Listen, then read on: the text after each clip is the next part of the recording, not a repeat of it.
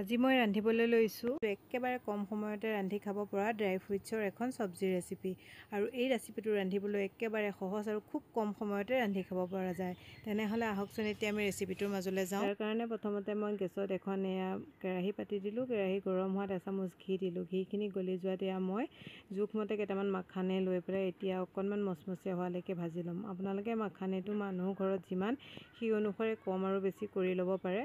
এইখিনি যেতিয়া অকণমান মচমচীয়া হৈছে এইখিনি মই কাঢ়ি ল'লোঁ। আৰু এতিয়া মই গ্ৰেভিৰ কাৰণে এটা মছলা ৰেডি কৰি ল'ম। তাৰ কাৰণে 2টা বিলাহী, কেইফুটামান নহৰু, এডোখৰ আদা, 5-6টামান কাজু দিছোঁ আৰু অকণমান পানী দি এইখিনি মিহিকৈ এটা পেষ্ট বনাই ল'ম।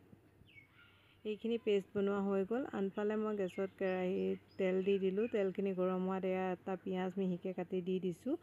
যেতিয়া পিঁয়াজখিনি অকণমান ভাজা গৈছে তেনেকুৱাতে ইয়াত মই কাশ্মীৰী ৰেড চিলি পাউডাৰ, অকণমান হালধি গুড়ি দি এইখিনি অকণমান সময় ভাজি এতিয়া মই দি দিলোঁ বিলাহী, কাজু আৰু আদা নহৰু পেষ্টখিনি। এইখিনি দিয়াৰ পিছত মই কিছু সময় এনেদৰে ভাজি আছোঁ।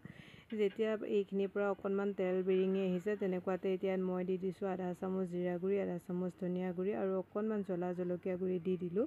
গোটেইখিনি এতিয়া ভালদৰে মিক্স কৰি ল'লোঁ। আৰু অকণমান যেতিয়া এইখিনি অকণমান আকৌ ভাজি লোৱাৰ পিছত যেতিয়া মছলাখিনি ভালদৰে ভাজ খাই গৈছে এনেকুৱাতে এতিয়া ইয়াত মই দি দিছোঁ সোৱাদ অনুসৰি নিমখ। নিমখখিনি দিয়াৰ পিছত ভালদৰে এবাৰ মিক্স কৰি ল'লোঁ। আৰু এতিয়া ইয়াত মই দি দিলোঁ 2 চামুচ জোখৰ দৈ। আপোনালোকৰ যদি দৈ নাথাকে দৈটো স্কিপ কৰিবও পাৰে। মই অকণমান দৈ দি দিছোঁ। দৈখিনি দি অকণমান লৰাই বগৰাই ইয়াত মই 1 কাপমানৰ জোখৰ পানী দি দিছোঁ। ইয়াত পানীটো বেছিকৈ ব্যৱহাৰ নকৰিব, নহ'লে চব্জিখনৰ টেষ্টটো ভাল নহয়।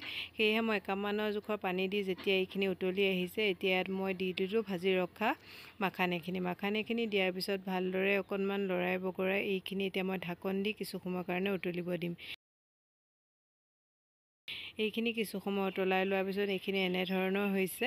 এইখিনি অকণমান ডাঠ হৈ আহিছে। এনেকুৱাতে এতিয়া মই ইয়াত দি দিছোঁ অকণমান কাচুৰি মেথি। কাচুৰি মেথি দিলে ইয়াৰ ফ্লেভাৰটো ভাল হয়। যদি ধনিয়া পাত থাকে আপোনালোকে ধনিয়া পাতো ব্যৱহাৰ কৰিব পাৰে।